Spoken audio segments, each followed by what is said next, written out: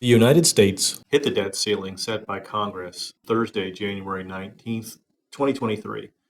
This forced the Treasury Department to start taking what they call extraordinary measures to keep the government paying its bills. The debt ceiling is the maximum amount the federal government is able to borrow to finance obligations that lawmakers and presidents have already approved.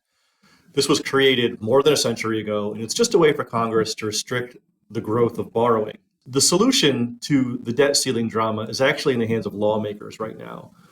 And fears are growing that the brinkmanship that's part of Washington, D.C. these days could result in our country defaulting on its debt for the first time ever.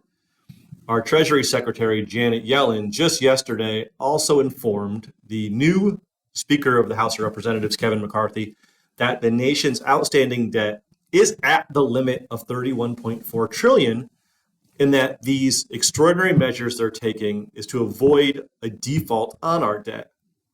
These measures are only expected to be effective until about early June, although they're never quite sure about that timeline. But if America does default on its debt, there could be consequences that'll affect the financial stability of the world.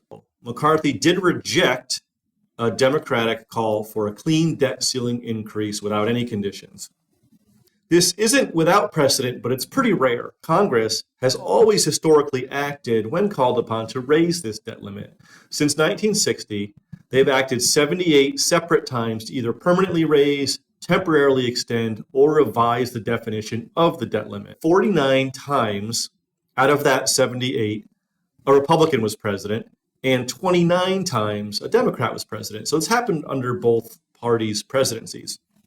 Most recently, the Senate GOP leader, Mitch McConnell, sought to reassure Americans that they're eventually going to reach an agreement with the Biden administration. He stressed that the U.S. must never default on its debt and never will. He said, "No, I wouldn't be concerned about a financial crisis." And he did note that dealing with the borrowing cap is, quote, always a rather contentious effort. None of this is really unprecedented, so the best place to start wondering how we should respond is probably by looking at history. Because as Mark Twain once said, history never repeats itself, but it does often rhyme. So let's try to find some rhymes. If we go back to 2011, there was the 2011 United States debt ceiling crisis. In this example, the Republican Party had just gained control of the House of Representatives in January. Sound familiar? And demanded that President Obama negotiate over a deficit reduction in exchange for an increase in the debt ceiling. This sparked a pretty volatile week for financial markets, the most volatile, in fact, since the prior Great Recession 2008 crisis, and the stock market did trend downward. Standard & Poor's rating agency downgraded the credit rating of the United States government for the first time in the history of the country.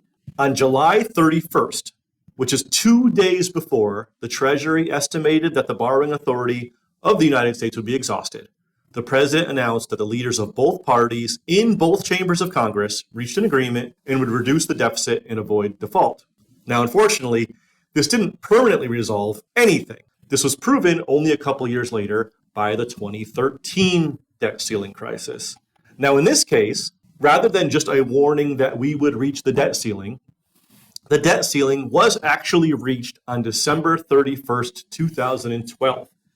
Again, does this sound familiar? The key points of the 2013 United States debt crisis included 3 uses of extraordinary measures, 1 suspension of the U.S. debt ceiling that lasted through May of 2013, a continuing appropriations act that funded the government till January of 2014, and then finally, a bill that passed through the House and was approved by the Senate and the President in February that funded the government by suspending the debt ceiling without conditions through March of 2015.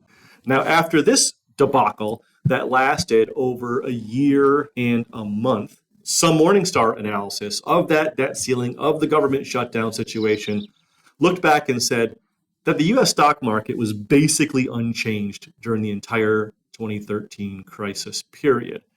Comparing these past events to today's events, the 2013 experience seems so far an awful lot like the 2023 experience.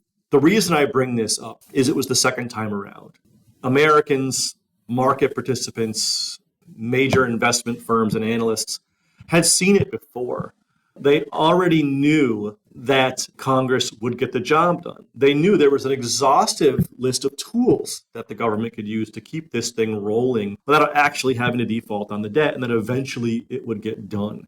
My opinion on how much we should panic about a potential shutdown in 2023 is probably not all that much. Now, that said, I would prepare ourselves for 6 months at least of hand-wringing and back and forth in the government. Now, looking out at the landscape today, you might say to yourself, boy, this time feels different. Maybe I should prepare myself for something very different. To which I would remind you of some words of Sir John Templeton, legendary investor and pioneer of the mutual fund industry. One of his most famous quotes is simply this, that the 4 most expensive words in investing are, "This time it's different."